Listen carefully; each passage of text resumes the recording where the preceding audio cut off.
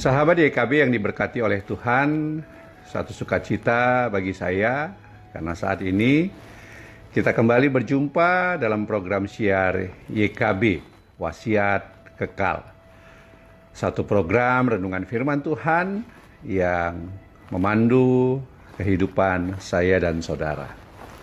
Saya Pendeta Ronaldo Gogo Simatupang, tenaga utusan Gereja GKI yang saat ini melayani di Jemaat Gereja Pok Immanuel, Kota Bontang, Kalimantan Timur, sebagai tenaga utusan gerejawi. Sahabat YKB, renungan kita hari ini, Kamis 26 Desember 2024, mengusung tema menolak kebenaran. Sebelumnya saya mengucapkan selamat Natal dan teruslah membagikan sukacita Natal di dalam kehidupan kita. Kristus lahir untuk kita dan untuk seluruh umat manusia, untuk menebus seluruh ciptaan Allah. Kiranya kuasa kasih Natal melingkupi kita semua. Sahabat YKB, bacaan hari ini yang menjadi dasar renungan kita didasarkan pada teks yang terdapat di dalam Kisah Para Rasul 6 ayat yang pertama hingga ayat yang ke-7 dan Kisah Para Rasul 7 ayat 51 hingga ayat 60. Dan teks yang akan menjadi pusat renungan kita adalah Kisah Para Rasul 7 ayat 54. Sahabat YKB, sebelum kita bersama membaca dan merenungkan firman Tuhan, mari terlebih dahulu kita bersatu hati, kita berdoa, memohon penyertaan dan pimpinan Roh Kudus Tuhan, agar saya dan saudara diperlengkapi dan dilayakkan untuk menerima firman Allah dan dimampukan untuk menjadi saksi Kristus dan pelaku firman. Mari kita berdoa. Bapa Surgawi, kami mengucap syukur untuk kasih setiamu di dalam kehidupan kami. Saat ini kami akan kembali menerima, membaca, dan merenungkan firman Tuhan. Kiranya Roh Kudus Tuhan menolong kami, mengajar kami, menuntun kami untuk memahami rancangan dan kehendak Tuhan melalui firman yang kami baca.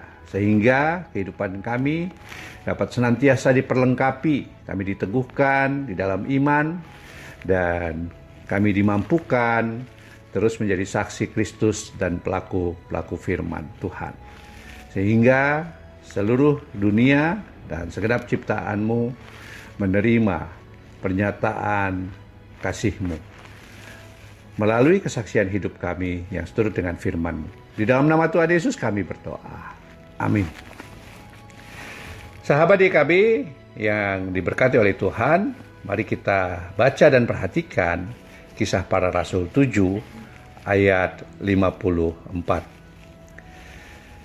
Ketika anggota-anggota Mahkamah Agama itu mendengar semuanya itu, hati mereka sangat tertusuk. Mereka menyambutnya dengan gertak gigi. Sahabat YKB, kebenaran itu bersifat faktual karena bukan sekedar persepsi, pendapat, ataupun pikiran seseorang. Namun, hakikat kebenaran lebih daripada faktual. Karena kebenaran itu haruslah membebaskan. Misalnya seperti yang dinyatakan di dalam Yohanes 8 ayat 32. Akan tetapi ironisnya manusia cenderung menolak kebenaran. Karena ada orang-orang yang egois ingin tetap terbelenggu oleh pemikirannya sendiri. Artinya pembenaran dirinya sendiri. Para anggota Sanhedrin dalam konteks yang kita baca seharusnya mendedikasikan dirinya pada kebenaran yang dari Allah. Namun pada kenyataannya mereka lebih dikuasai oleh perasaan benci, tidak suka, sehingga menyalibkan Yesus. Dan saat Stefanus menyampaikan teguran kepada mereka bagaimana mereka semestinya bertindak seperti nenek moyang Israel yang aniaya para nabi, hati mereka tertusuk. Mereka geram, mereka marah. Lebih daripada itu, mereka secara brutal menyeret Stefanus dan melemparinya dengan batu. Stefanus mati sebagai seorang martir. Martir yang mempertahankan kebenaran saat kebenaran dinyatakan kepada hati yang terbuka, tetapi orang-orang yang mendengar kesaksian Stefanus menolaknya. Padahal Stefanus akan membebaskan dan membarui mereka jika mereka membuka diri untuk menyadari apa yang Stefanus katakan. Sahabat YKB, seringkali ketidakbenaran menyelinap di dalam diri kita.